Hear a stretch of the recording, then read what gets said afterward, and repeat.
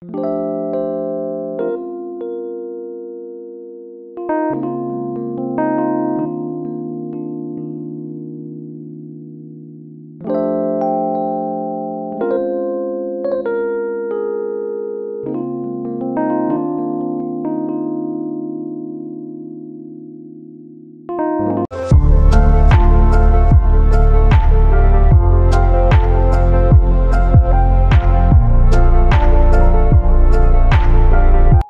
Everyone, good morning.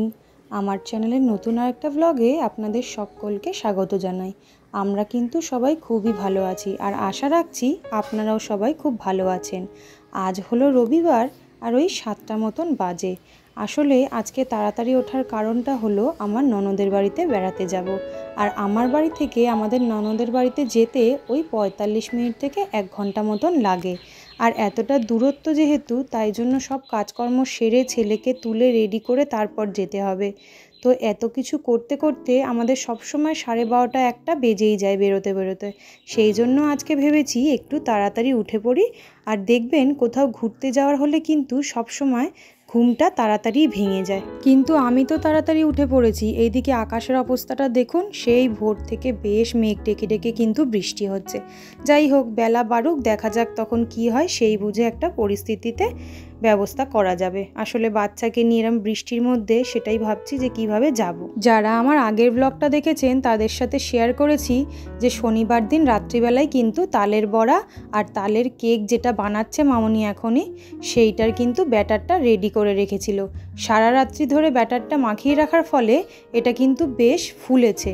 আর এই যে দেখছেন না যে তালের পিঠে বানাচ্ছে, এটার রেসিপিটা কিন্তু খুব সহজ। এই যে বড় হাঁড়িটা আছে, এটাতে কিন্তু জল বসানো আছে, গরম জল। আর এই যে একটা পরিষ্কার কাপড়টা হাঁড়ির মুখের উপরে বেঁধে নিয়েছে। আর তারপরে এই কেকটা কিন্তু ভাপে ভাপে হয়ে যাবে। আর এই দিকে তেলটা গরম করে তালের বড়াগুলো বানাচ্ছে। একটা তাল দিয়ে কত রকমের রেসিপি করা যায় বলুন তো। যখন আমি বাপের বাড়িতে থাকতাম তখন মাকে তাল দিয়ে রুটি বানাতে দেখেছি। সেই যে তালটা ছাড়িয়ে তার কাতটা বার করে নেয়, সেটা দিয়ে আটা দিয়ে মেখে রুটি বানায়। তালের বড়া হয়, তাল দিয়ে আবার পিঠে করা যায়। আবার তালটা দুধ দিয়ে গরম করে সেটাকেও আমি সেই কাঁধটাকে রুটি দিয়ে লাগিয়ে খেতেও দেখেছি।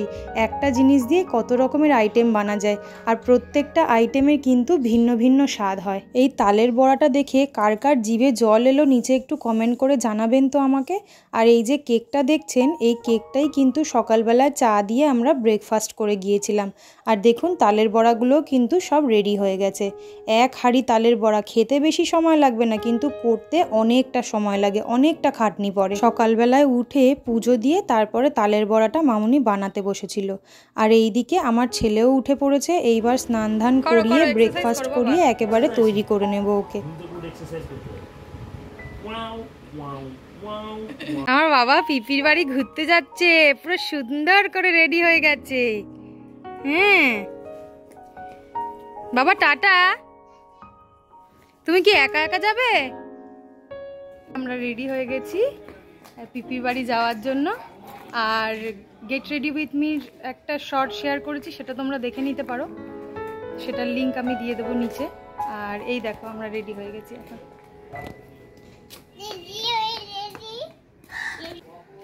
পিপির বাড়ি যাচ্ছি বলে দাও তো বন্ধুদেরকে। যত তাড়াতাড়ি ওঠা হোক না কেন, রবিবার দিন কাজের কি শেষ আছে বলুন তো। গৃহবধূদের কত রকমের কাজ সব পেন্ডিং থাকে, যেগুলো রবিবার দিনই সারতে হয়। আর আমার কর্তামশাইও তো বাইরের বাড়ির অনেক কাজেই আমাদের হেল্প করে। তো সেই জন্য বেরোতে বেরোতে 12:30 বেজেই গিয়েছে। যাই হোক, চলুন দুগ্গা দুগ্গা করে বেরিয়ে পড়ি। স্বাধীনতা দিবস আসছে, সেই জন্য দেখুন এই জায়গাগুলো কি সুন্দর করে সাজিয়েছে। এখানে কিন্তু শুনেছি প্যারেড হয়, সম্ভবত এই জায়গাটাকে রেড রোড বলে। তাই জন্য স্বাধীনতা দিবসের আগে আর প্রজাতন্ত্র দিবসের আগে নাকি এত সুন্দর করে সাজানো হয়। আমরা কিন্তু নেট দুনিয়াতে অনেক সুন্দর সুন্দর জায়গা দেখে থাকি, কিন্তু সত্যি কথা বলতে আমার মনের মধ্যে সবচেয়ে সুন্দর জায়গা বলতে কিন্তু আমার কলকাতা শহরটা, যেটা সব জায়গাকে হার মানিয়ে দেবে বলে আমার মনে হয়। কিনবে বলে কোনটা নিবি পিপির জন্য? কোনটা নেবে বাবা?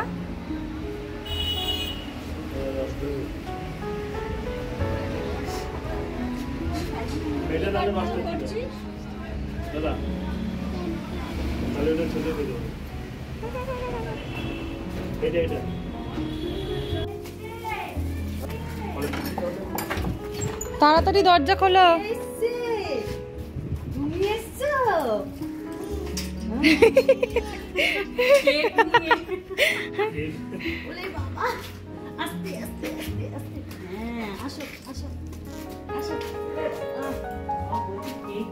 এসেই ওই যে মাছ দেখতে চলে গেছে, ওর সব থেকে প্রিয় জায়গা এটা। আর একজন থাকলে এই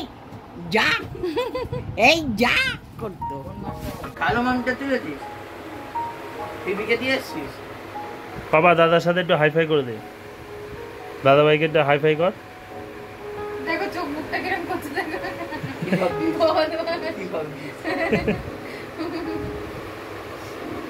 হাইফাই। কি নিয়ে এসেছো তুমি? কি নিয়ে এসেছো পিপির জন্য? কি নিয়ে এসেছো বলো তো?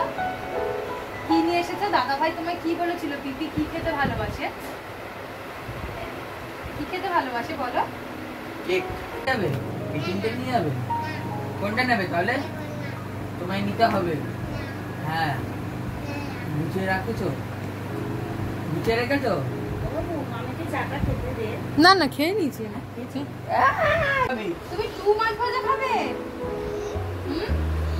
কটা মাছ ভাজা? 1 2 3 4। হাত দিও না বাবা, তোমার নোংরা হাত। গরম না? এগুলো কে রান্না করেছে তোমার জন্য?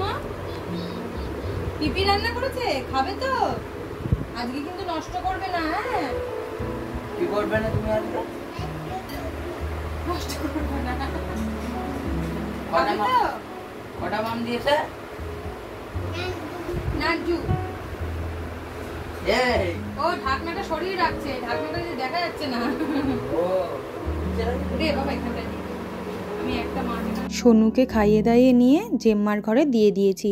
আর এইবারে দেখো পিঙ্কিদি কিন্তু আমাদের খাবার দাবারগুলো নিয়ে চলে এসেছে। কত রকম রান্না করেছে, ইলিশ, চিংড়ি, চিকেন, চাটনি, ডাল, কত রকমের রান্না করেছে। তারপরে আবার কচুর শাক দিয়ে ইলিশ মাছের মাথা দিয়ে রান্না করেছে। আবার আমার ছেলের জন্য আলাদাও রান্না করেছে। পড়াশোনা করছো? হ্যাঁ, জেম্মার বিছানায় শুয়ে পড়ে পড়াশোনা করছে। ড্রয়িং করো করো করো তো, ড্রয়িং করো তো।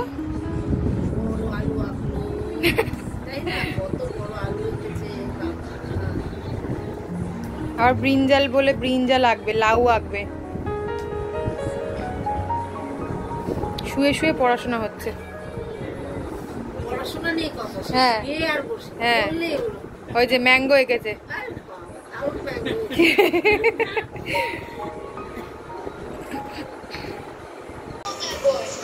শুকনো ভাত খাচ্ছি। পিপির কাছে শুকনো ভাত খাচ্ছে। ভালো খেতে, ভালো খেতে, ভালো খেতে। আমি দিয়ে দে। আর পিপিকে কিরকম লাগছে একটু বলো। কিরকম একটু ভালো করে এক্সপ্লেন করো। বিউটিফুল। কার কোন উঠেছো? পিপিকে একটু হাত করে দে, একটু হাত করে দে, হামি দিয়ে দে, একটু হামি দিয়ে দে। দাদা ভাই ক্যাডবেরি নিয়ে এসেছে, একটা হামি দিয়ে দে। এইদিকে হবে একটা বাই নান একটা। ছেলে সারাদিন এত আনন্দ করে এত লোকজনকে পেয়ে তো ভীষণই খুশি। সে তো ঘুমালো সেই গিয়ে 4টের সময়।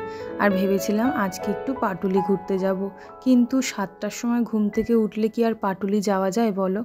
যাই হোক, তো অনেক দিনের অপেক্ষার পরে একটু ধর্মতলায় ঘুরতে গিয়েছিলাম।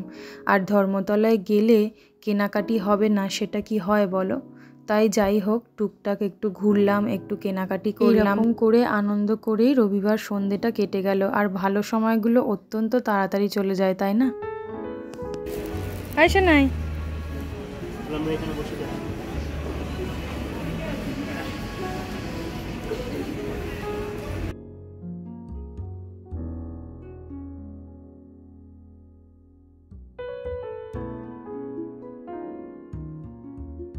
এখন বেজে গিয়েছে সন্ধে 7:30-8টা মতো, আর ছেলেকে এইদিকে একটা পেস্ট্রি খাইয়ে দিচ্ছিল ওর পাপা, আর আমরা স্ন্যাক্স নিয়েছিলাম মোমো আর ড্রামস্টিক।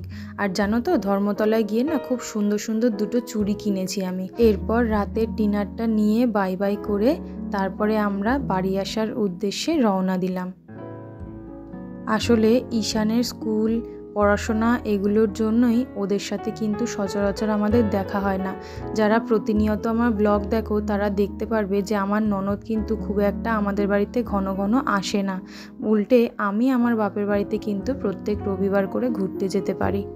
তো যাই হোক, এরকমভাবেই সন্ধ্যেটা উপভোগ করলাম। আর আশা করি তোমাদের সবার ব্লগটা ভালো লাগলো। তোমাদের যদি ভালো লেগে থাকে অবশ্যই চ্যানেলটা সাবস্ক্রাইব করে দিও আর ব্লগটা লাইক করতে ভুলো না।